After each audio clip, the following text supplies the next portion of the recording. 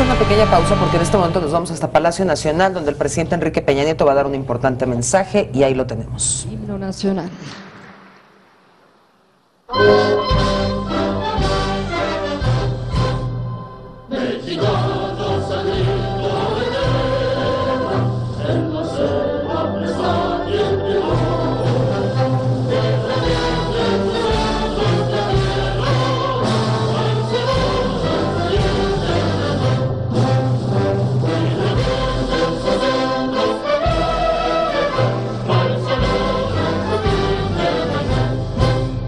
Sin la patria no se desalienta, en la paz el arcángel que en el cielo paterno desfila, por el cielo de Dios entregar.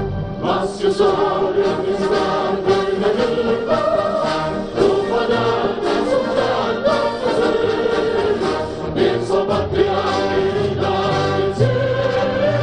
Un soldado en cada hijo de Dios, un soldado en cada hijo de Dios. Mexicanos saludo de guerra, en la selva está y entregó. Que regresen sus centros de guerra, al Señor de guerra. Y regresen sus centros de guerra. Invitamos a ustedes a ocupar su lugar para escuchar el mensaje del presidente de los Estados Unidos mexicanos, licenciado Enrique Peña Nieto. Muchas gracias.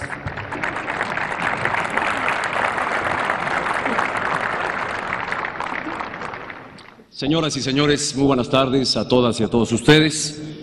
Quiero agradecer la presencia y saludar a los señores presidentes de las mesas directivas del Senado de la República y de la Cámara de Diputados, al señor presidente de la Suprema Corte de Justicia de la Nación, a las señoras y señores titulares de los órganos autónomos del Estado mexicano. Quiero saludar a las señoras y señores integrantes del Gabinete del Gobierno de la República, agradecer y saludar la presencia de los señores gobernadores de las distintas entidades de nuestro país, al señor jefe de gobierno del Distrito Federal, saludar a representantes de la sociedad civil, a dirigentes de distintos partidos políticos que hoy aquí nos acompañan, a coordinadores parlamentarios, a representantes de la sociedad civil, de los distintos sectores, tanto económico, social, cultural, académico y de investigación, que están esta media tarde con nosotros. Señoras y señores representantes de los medios de comunicación, señoras y señores, hace 2 meses México sufrió uno de los ataques más cobardes y crueles del crimen organizado. Los actos inhumanos y de barbarie ocurridos el 26 y 27 de septiembre en Iguala, Guerrero, han conmocionado a toda la nación. El asesinato de 6 personas, las lesiones a 20 más y la privación de la libertad de 43 estudiantes de la Escuela Normal de Ayotzinapa por policías y autoridades municipales al servicio de la delincuencia organizada nos han indignado y agraviado profundamente. Como presidente de la República, mi obligación ha sido encabezar los esfuerzos institucionales para conocer la verdad de estos hechos, asegurar que no haya impunidad con todos los culpables y que todos los culpables sean castigados conforme a derecho y que se dé la reparación integral a las víctimas. Ante la gravedad de lo ocurrido, di indicaciones al Procurador General de la República para que ejerciera sus facultades de atracción y se hiciera cargo de las investigaciones. Simultáneamente, el Gobierno de la República ha desplegado un amplio operativo para localizar a los jóvenes normalistas, haciendo uso de todos los medios y capacidades institucionales. Desde entonces, hemos permanecido en contacto con sus padres, manteniéndolos al tanto de las acciones y resultados, tanto de las investigaciones de la Procuraduría General de la República como de los esfuerzos de localización. A la fecha, se han detenido y puesto a disposición de la justicia a 79 probables responsables, incluyendo a los autores intelectuales, así como al líder y a los principales operadores del grupo criminal que cometió estos actos brutales.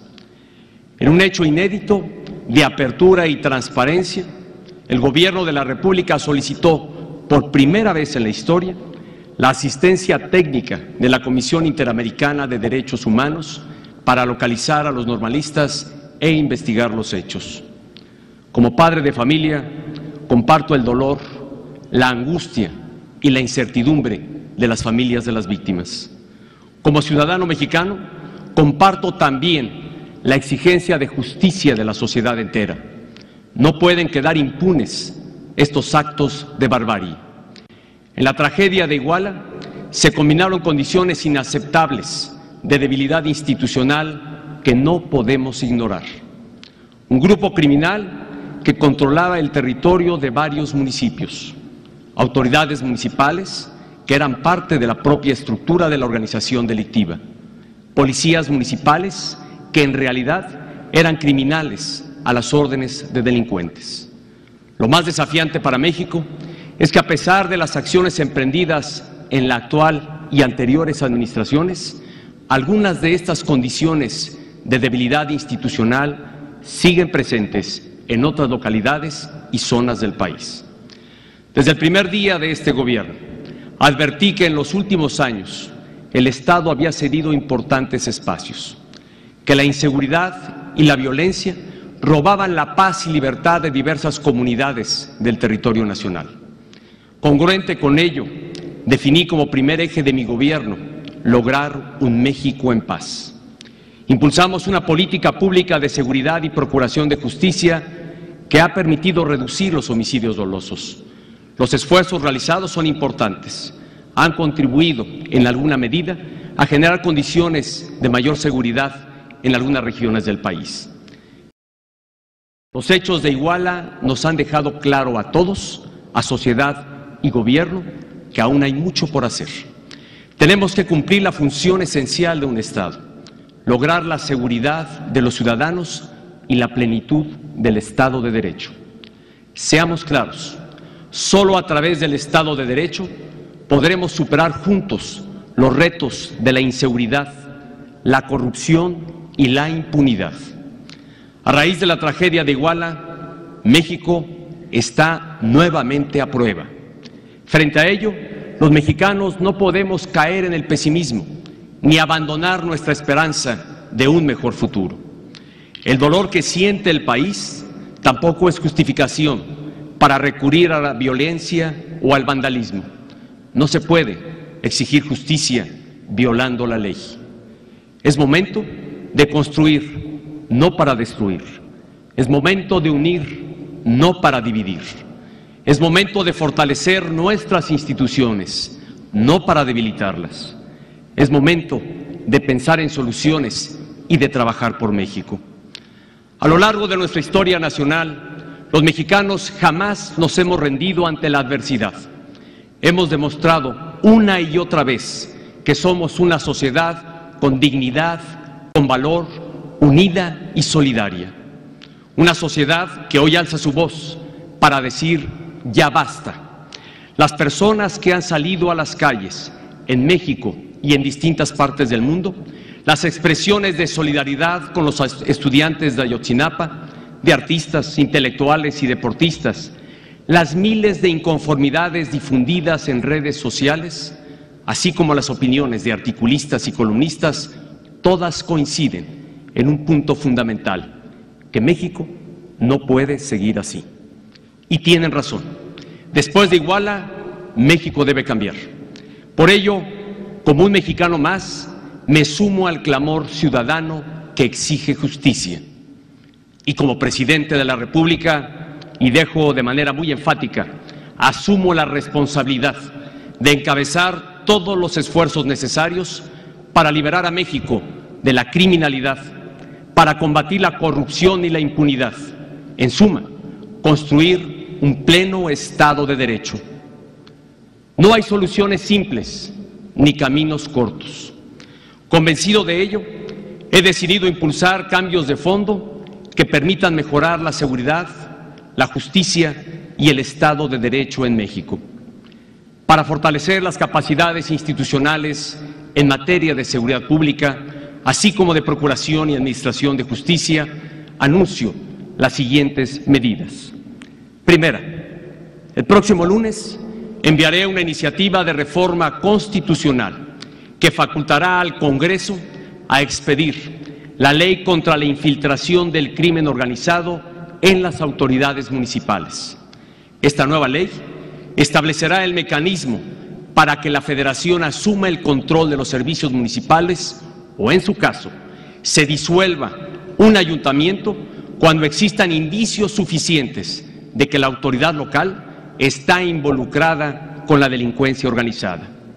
De esta manera, se tendrán instrumentos eficaces para intervenir cuando exista colusión del crimen organizado con las autoridades municipales. México necesita decisiones audaces y firmes. Esta es una de ellas, y estoy seguro de que la ley contra la infiltración del crimen organizado en las autoridades municipales será fundamental para reconstruir nuestro Estado de Derecho en toda la geografía nacional. Segunda medida, se redefinirán con absoluta precisión y claridad las competencias de cada autoridad en el combate al delito, tomando en cuenta las fortalezas institucionales de los distintos órdenes de gobierno. Cuando la responsabilidad es de todos, en realidad no es de nadie. Desafortunadamente, así ocurre con la persecución de varios delitos. En los últimos años se ha reformado varias veces la Constitución, derivando en un complejo sistema de competencias penales que genera dispersión de responsabilidades, confusión en la aplicación de la ley y, lo más grave, impunidad. El ejemplo más evidente es el caso del combate al narcomenudeo, en el que la eficacia del Estado mexicano ha sido mínima, ya que ningún orden de gobierno ha asumido plenamente su responsabilidad. Además, el diagnóstico nos muestra que la reforma sobre el narcomenudeo es una de las principales causas de la infiltración del crimen organizado en las estructuras policiales municipales. Para revertir esta situación, el mismo lunes de la próxima semana estaré enviando al Congreso una iniciativa de reforma constitucional que redefine y da claridad a todo el sistema de competencias en materia penal. Así, nadie podrá usar como pretexto el complejo sistema de competencias penales para rehuir sus responsabilidades. Tercera medida, la creación obligatoria de policías estatales únicas. Como país, llevamos años debatiendo este tema, este cambio, y hasta hoy hemos sido incapaces de ponerlo en práctica. México no puede seguir esperando más. Este lunes enviaré al Congreso de la Unión una iniciativa de reforma constitucional para crear las policías estatales únicas. Esto implicará crear un nuevo modelo policial. Será un cambio cuantitativo y cualitativo. Pasar de más de 1,800 policías municipales débiles, que con facilidad pueden ser corrompidas por la delincuencia, a 32 sólidas corporaciones de seguridad estatal que sean más confiables, más profesionales y más eficaces. Estas policías, además, estarán homologadas en sus niveles de profesionalización, protocolos, equipamiento y tecnologías de la información y comunicación. Si queremos tener policías eficaces y honestos, el Estado debe ofrecerles un proyecto de vida y pagarles bien. Esta reforma implicará un enorme reto presupuestal y por ello requerirá un proceso de transición administrativa responsable que dé prioridad a las entidades con mayor urgencia de atención.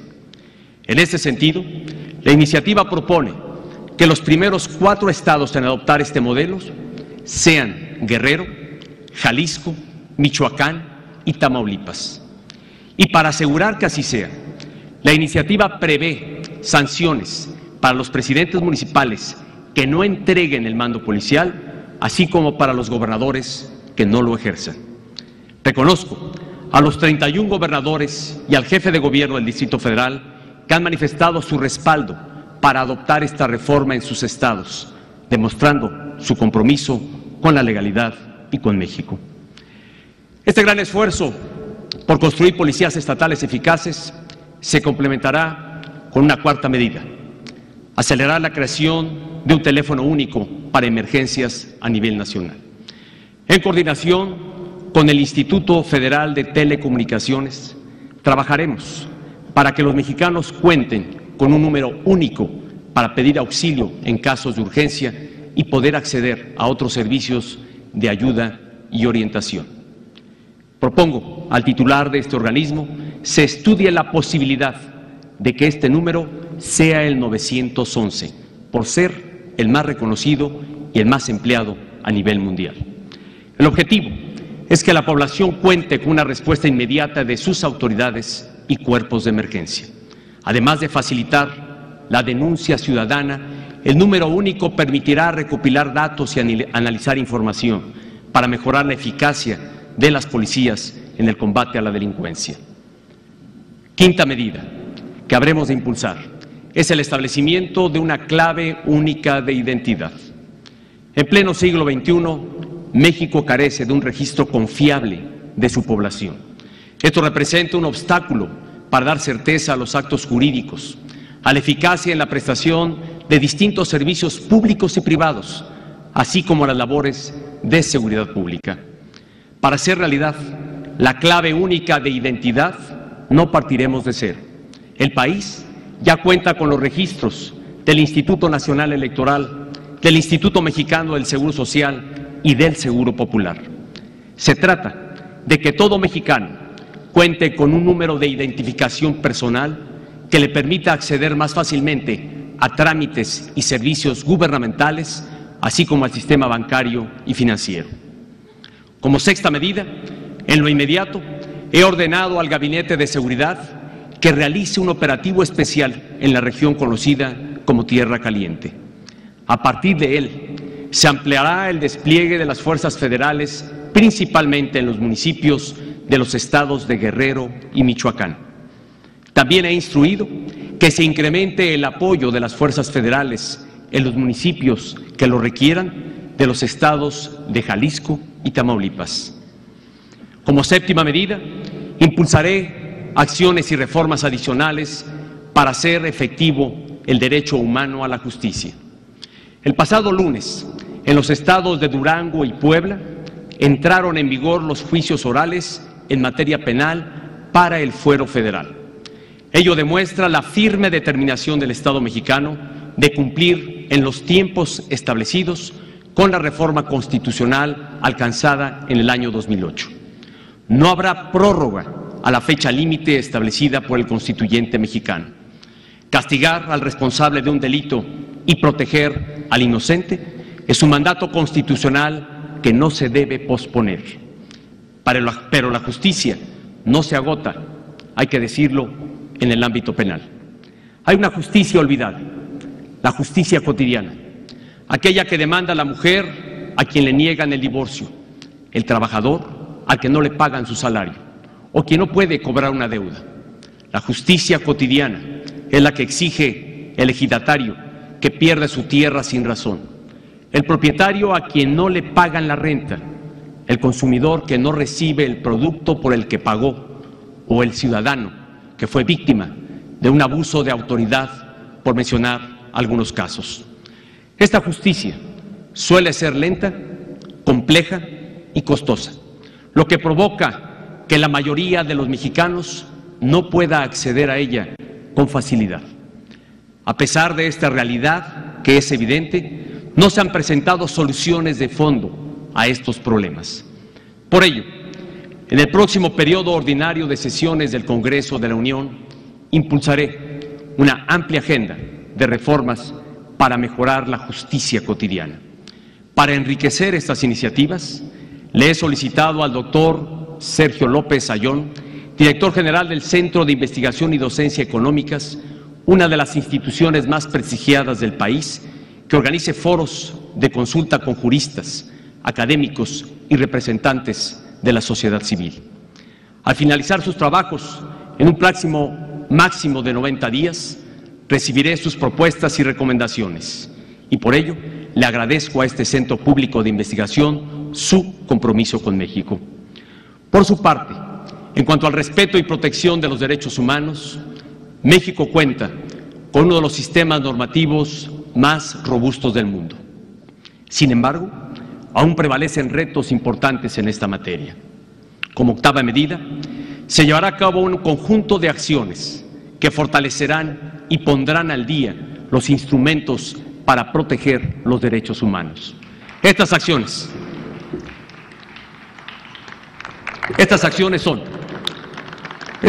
son facultar al Congreso para expedir las leyes generales en materia de tortura y desaparición forzada, la reforma que propondré para redefinir el sistema de competencias penales a nivel constitucional así lo habrá de permitir.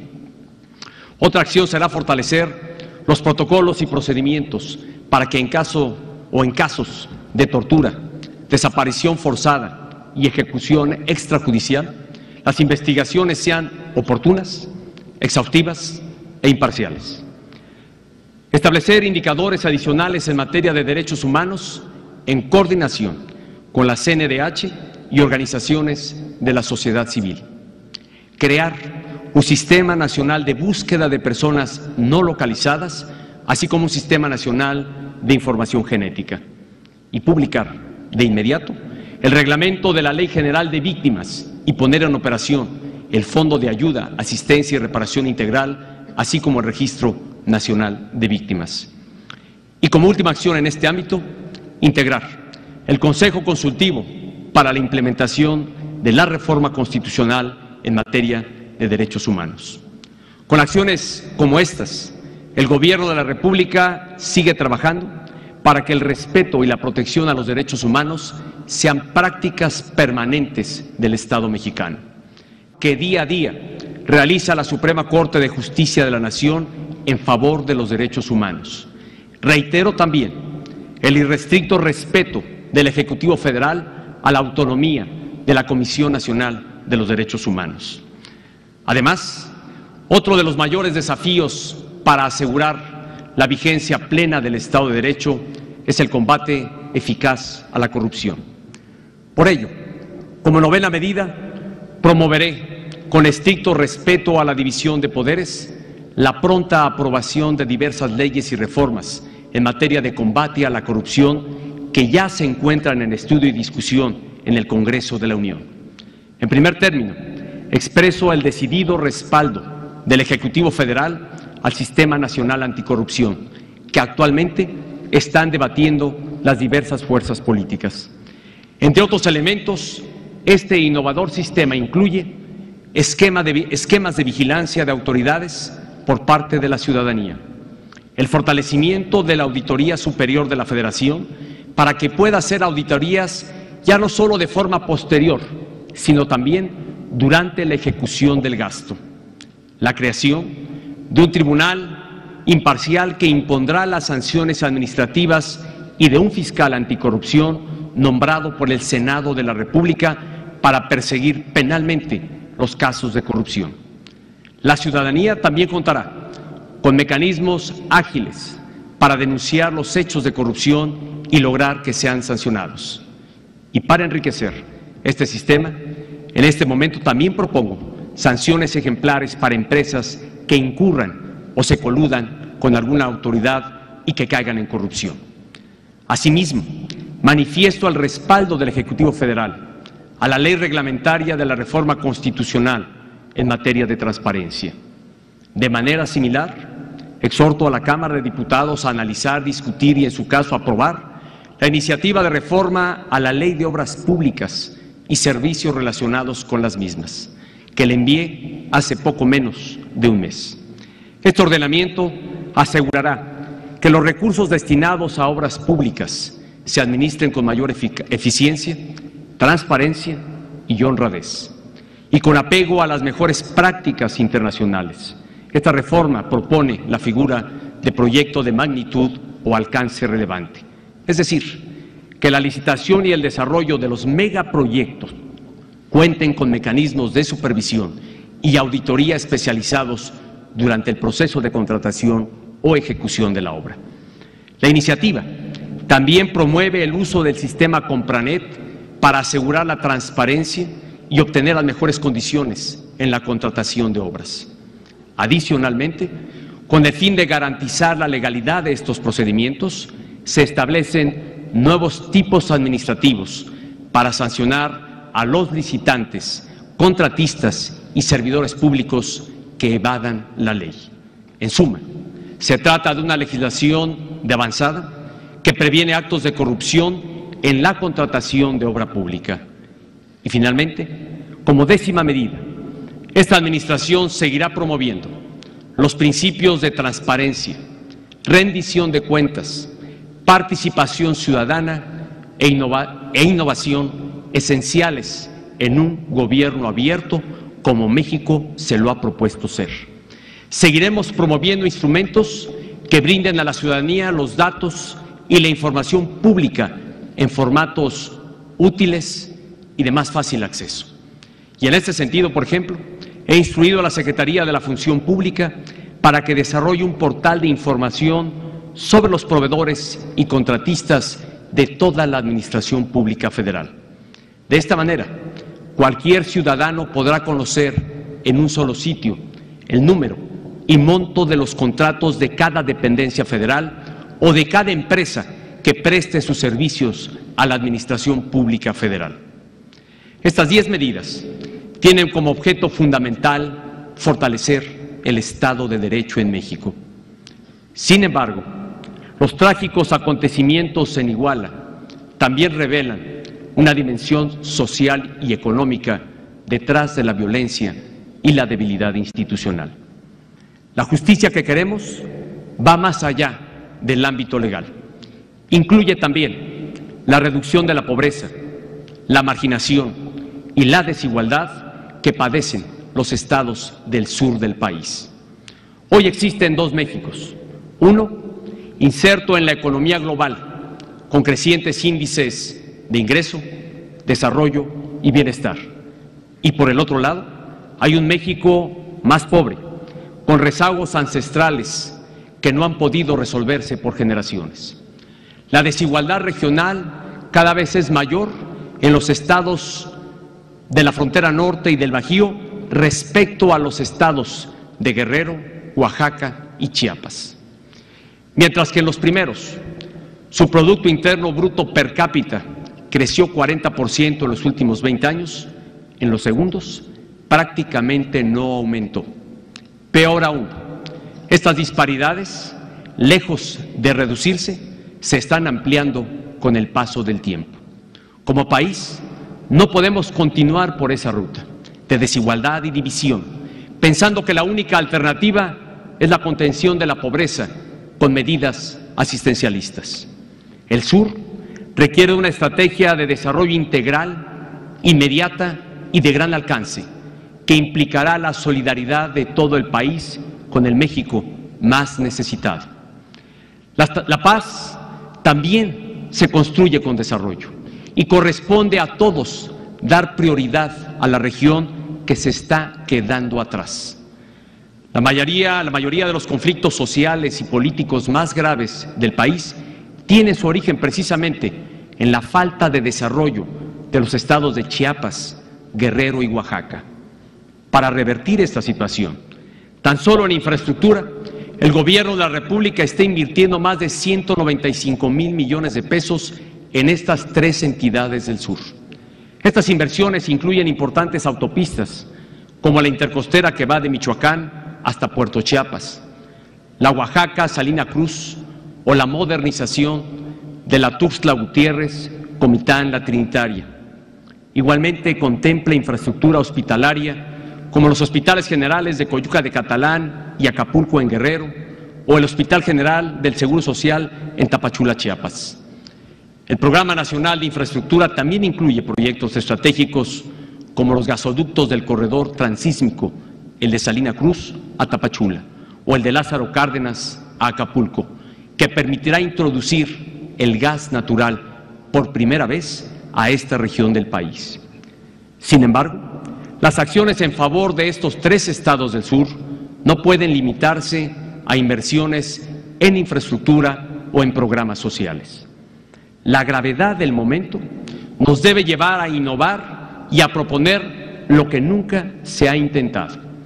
Es necesario crear nuevos polos de desarrollo industrial en esta región para crear empleos formales y bien remunerados.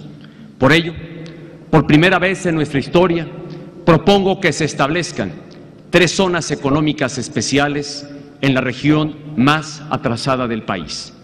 Estas serán el Corredor Industrial Interoceánico en el Istmo de Tehuantepec, que conectará al Pacífico con el Golfo de México, la segunda en Puerto Chiapas y la tercera en los municipios colindantes al puerto de Lázaro Cárdenas, tanto de Michoacán como de Guerrero. Una zona económica especial es un área en la que se ofrece un marco regulatorio e incentivos especiales para atraer empresas y generar empleos de calidad. Estas zonas especiales tendrán o deberán tener infraestructura moderna, condiciones de seguridad, financiamiento preferencial de la banca de desarrollo, facilidades adicionales para el comercio exterior, así como importantes descuentos en los impuestos y contribuciones al Instituto Mexicano del Seguro Social y al Infonavit. Aunque nunca se ha hecho en México, la experiencia internacional confirma que las zonas económicas especiales son eficaces para atraer inversión nacional y extranjera, contratar servicios locales y aumentar la competitividad de las empresas. Para que las zonas económicas especiales sean una realidad en México, se requiere de la participación del sector privado y de un andamiaje legal especial. Por ello, tomando en cuenta la opinión de los sectores privado y académico, en febrero del próximo año enviaré la iniciativa correspondiente al Congreso de la Unión. Adicionalmente, reconociendo que el campo es una de las principales fuentes de empleo en el sur del país, publicaré un decreto que le dará un trato fiscal diferenciado a los productores de Chiapas, Guerrero y Oaxaca. El Gobierno de la República hará un esfuerzo mayor para impulsar el establecimiento y crecimiento de empresas agroindustriales en estas 3 entidades que, insisto, son las que presentan mayor rezago. Junto con estas acciones, también se impulsará la formación de sus jóvenes y, en este sentido, se apoyará a sus escuelas normales rurales, se establecerá un programa especial de becas y se promoverá la investigación científica a través del CONACYT. El desarrollo del sur no puede seguir esperando más.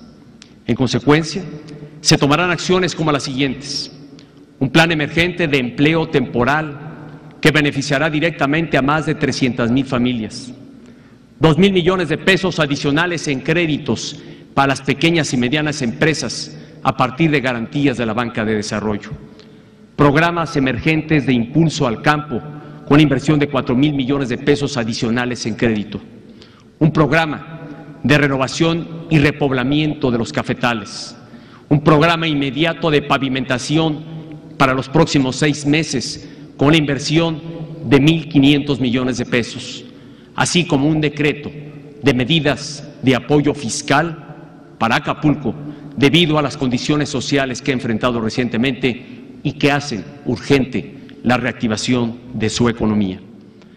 Todas estas acciones tendrán un impacto positivo en el corto, mediano y largo plazos, generando nuevas oportunidades para el desarrollo económico y social de Chiapas, Guerrero y Oaxaca.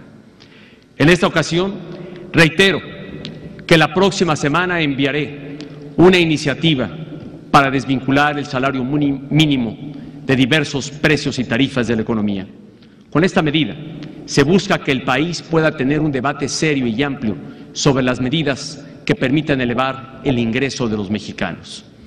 Para asegurar el éxito de las medidas que hemos anunciado en favor del Estado de Derecho y del desarrollo del sur, estaré convocando a la sociedad civil para que, a través de observatorios ciudadanos, vigilen y evalúen el avance de cada una de ellas. México tiene una buena sociedad, una sociedad democrática, responsable, crítica y cada vez más participativa. Su acompañamiento y respaldo serán fundamentales frente a los nuevos retos que tenemos por delante. Por ello, he dado indicaciones a las Secretarías de Gobernación y de Desarrollo Social para que amplíen todavía más los espacios de participación de las organizaciones de la sociedad civil. El Gobierno de la República es un gobierno abierto, dispuesto a escuchar y a tomar en cuenta la voz, la experiencia y las propuestas de la ciudadanía. Sumando los esfuerzos de todos, México podrá construir un mejor futuro. Señoras y señores,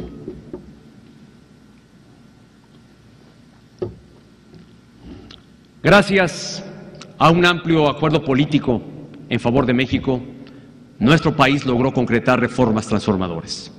Su completa y adecuada instrumentación es y seguirá siendo una prioridad para el Gobierno de la República. Los lamentables hechos de Iguala han exhibido que México tiene rezagos y condiciones inaceptables por vencer. Estos hechos de violencia nos exigen redoblar los esfuerzos para lograr la vigencia plena del Estado de Derecho. Nuestro país se ha estremecido ante la crueldad y la barbarie. El grito de "Todos somos Ayotzinapa" demuestra ese dolor colectivo. El grito de "Todos somos Ayotzinapa" es ejemplo de que somos una nación que se une y se solidariza en momentos de dificultad. El grito de "Todos somos Ayotzinapa" es un llamado a seguir transformando a México. Como sociedad, debemos tener la capacidad de encauzar nuestro dolor e indignación hacia propósitos constructivos. El camino de México debe ser el de la paz, la unidad y el desarrollo. Tenemos que seguir avanzando juntos y la desigualdad que lastiman especialmente al sur del país. Como presidente de México, los convoco a avanzar por esa ruta y a que continuemos impulsando los cambios de fondo que requiere el país para cerrarle el paso a la criminalidad, la corrupción y la impunidad. Las medidas que hoy he anunciado se suman a las reformas aprobadas y en su conjunto contribuirán a la transformación positiva de toda la nación. El camino hacia un mejor México no ha sido ni será fácil. Nos seguirá exigiendo esfuerzo y perseverancia. Seguirán existiendo obstáculos y resistencias, pero la fuerza y la voluntad de cambio de los mexicanos siempre podrán superarlos. Los momentos difíciles ponen a prueba la fortaleza, entereza y grandeza de las naciones. Frente a las circunstancias que nos han tocado vivir, demostremos una vez más la unidad, el carácter y la determinación de los mexicanos. Muchas gracias.